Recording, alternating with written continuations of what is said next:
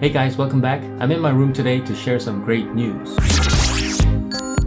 I made a video a few months ago about NEVS Emily GT, their secret EV project, the highlight being that a new investment company has signed the letter of intent to buy Emily GT.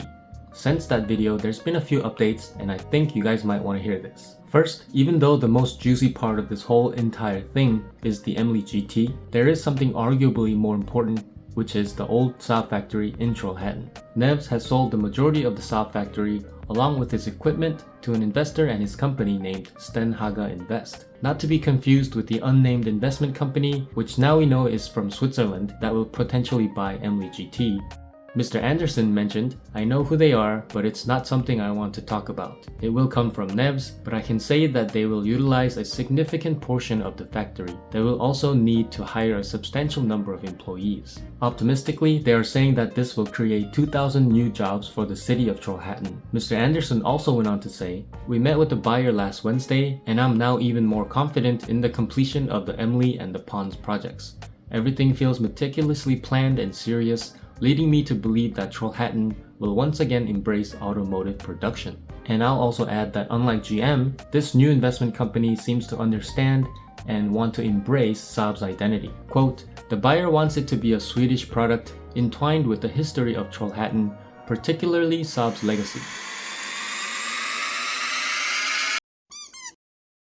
Furthermore, the buyer acknowledges the expertise inherent in and around Trollhättan, a city with a decades-long history of automotive craftsmanship.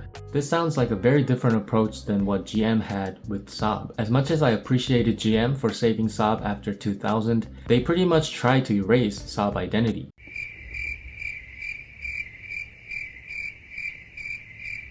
As a SAAB enthusiast, this puts a huge smile on my face, because this means that if all goes according to plan, there will be cars made in the SAAB factory, most likely by the people of Trollhättan who used to build SAABs, headed by people who understand the value of Swedish engineering. And for someone who's obsessed with a dead brand, this is one of the best scenarios we could ever hope for, because whatever comes out of that factory will have very similar roots to the SAABs that we know and love. Of course, I understand when people will never call this new car a SAAB, because it's not, and because it's an EV, but at the same time, if SAAB was alive today, I can't imagine a scenario where they wouldn't be in the forefront of the EV space and innovating new things. If you think back to the old SAAB days, they were always messing around with new things and weird, quirky ideas, and that is why you and I love SAAB. But enough about the Emily GT. The big news, at least right now in this moment, is that new SAAB parts will be produced once again in the SAAB factory.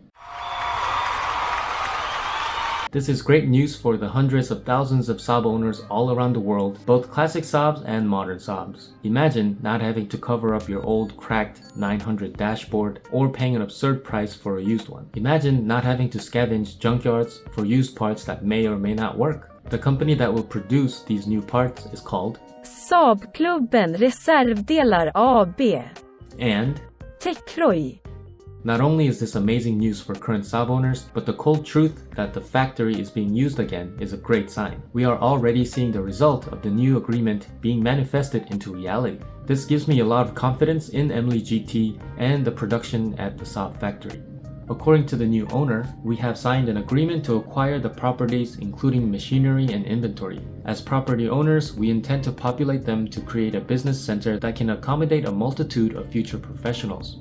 To me, this sounds like a revival of Trollhättan as a whole, not just Emily GT. I'm sure that the city of Trollhättan took a big hit financially when SAAB stopped producing cars, and if the new owners are not only planning to produce cars, but use it as essentially a tech hub, that is great news for Sweden, that's great news for Trollhättan, and that is great news for us.